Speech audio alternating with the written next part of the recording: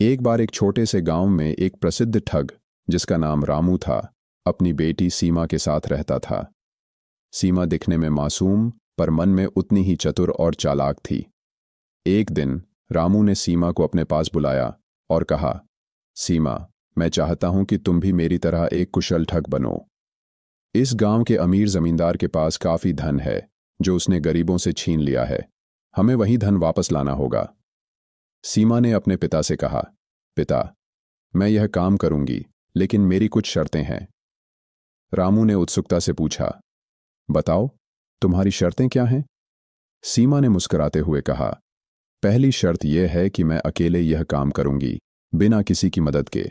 दूसरी शर्त यह है कि इस काम को अंजाम देने के बाद आप मुझे हमेशा के लिए इस काम से मुक्त कर देंगे। रामू ने थोड़ी सोचने के बाद कहा, मंजूर है। सीमा ने एक योजना बनाई और जमींदार के घर की जानकारी इकट्ठा की।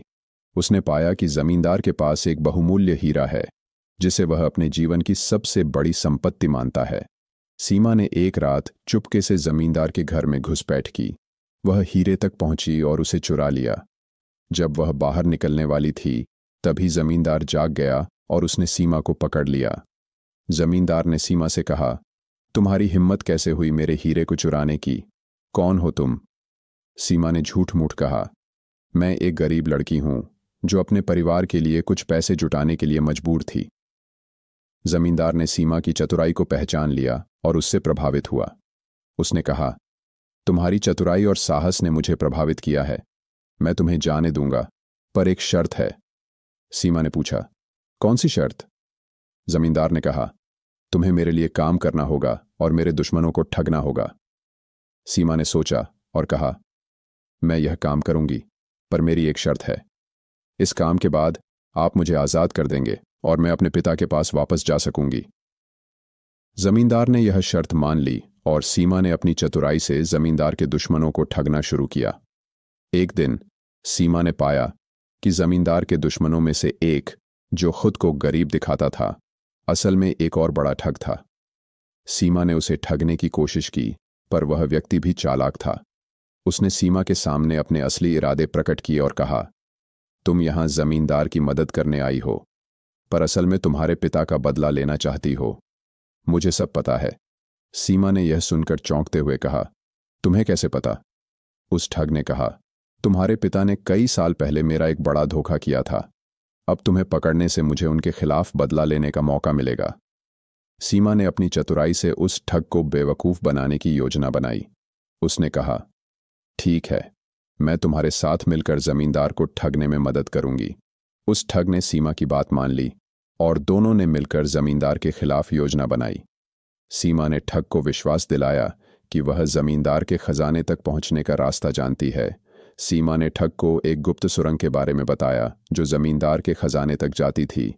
ठग ने सीमा की बात पर विश्वास किया और दोनों ने रात के समय उस सुरंग में प्रवेश किया। जब ठग सुरंग के अंदर गया, सीमा ने चतुराई से सुरंग का दरवाजा बंद कर दिया और ठग को अंदर फंसा दिया। ठग ने बाहर निकलने की कोशिश की, पर वह असफल रहा। सीमा ने जमींदार को यह बात बताई और जमींदार ने ठग को पकड़ लिया। जमींदार ने सीमा की तारीफ की और उसे वादा किया कि अब वह उसे आजाद कर देगा। लेकिन सीमा की असली योजना अभी बाकी थी। उसने जमींदार को उसकी सुरक्षा के लिए राज्य किया और उसी रात जब सब सो रहे थे, सीमा ने जमींदार का हीरा चुपके से चुरा लिया। सीमा ने जमींदार के हीरे को चुराने के लिए एक चालाक योजना बनाई। उसने जमींदार के कमरे में एक नकली हीरा रखा और असली हीरे को अपने पास छुपा लिया। जब जमींदार ने सुबह उठकर देखा तो उसे लगा कि उसका हीरा सुरक्षित है, जबकि असली हीरा सीमा के पास था। सीमा ने जमींदार के हीरे को अपने पास छुपाया और अपने पिता रामू के पास जाकर कहा, पिता, अब समय आ गया है भागने का। रामू और सीमा ने रातों रात गांव छोड़ दिया और एक नई जिंदगी की ओर बढ़ गए, जहां उन्होंने अपनी चतुराई और चालाकी का सही उपयोग किया और ईमानदारी की राह पकड़ी।